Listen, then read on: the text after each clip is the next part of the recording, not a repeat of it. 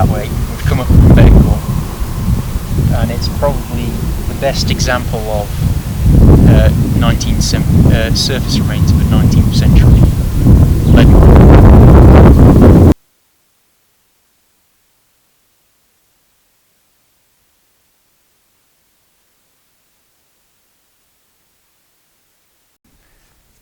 So let's go take a look.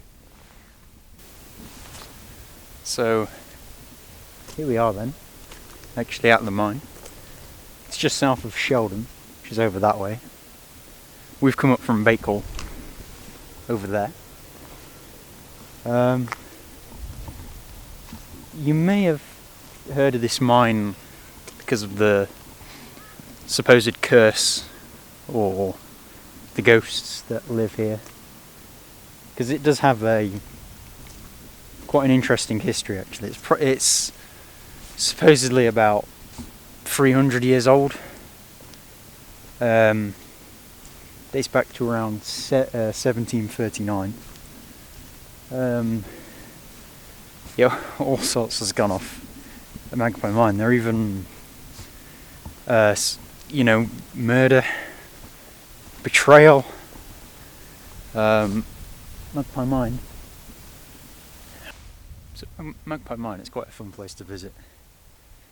You've got footpaths from Sheldon over there, and then Monash.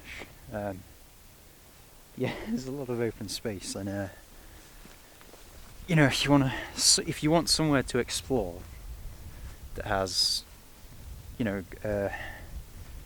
great history behind it, lots of things to uncover. There's lots to see, as you can sort of see down there. Great place for the imagination, if you're thinking of people to bring and so on. Okay, so as you can probably tell, Magpie Mine is probably the best surface remains of any 19th century lead mine. Now the reason I mentioned ghosts earlier is because of the story of around the early 1800s. Workers in Magpie Mine were sort of in dispute with workers of a nearby Maypit mine. The dispute was over a red soil vein, a great red soil vein, and opposing miners used to actually they'd light fires underground to try and smoke other miners out, and this led to the death of 3 Maypit miners. There are actually 24 workers from Magpie Mine accused of murder, but a lot of them just sort of got let off or acquitted after the trials, because there just wasn't really enough evidence really, but it was pretty obvious what was going on, right, over the conflict.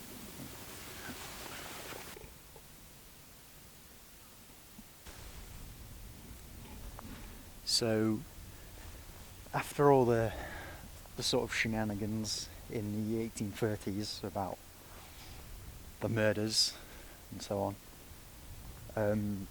John Taylor, who was a famous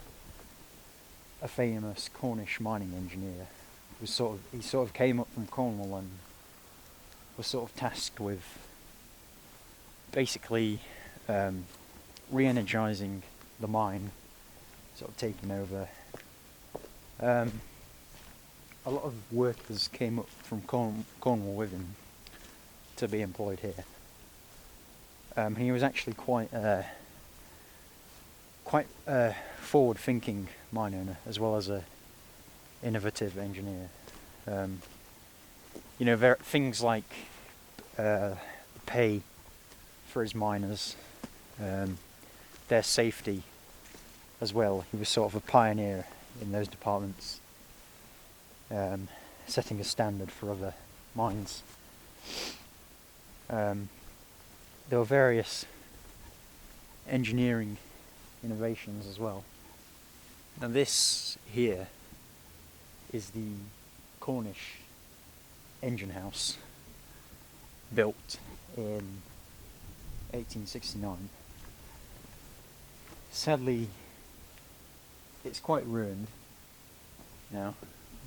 We'll have a look. Yeah, you can still get a sense of how majestic the building was. But, and adjacent to that is the chimney, which is over here. Yeah, that's quite nice. But yeah, there you go. That's the chimney. I'm off for a nice warm cup of tea. See you on the next location.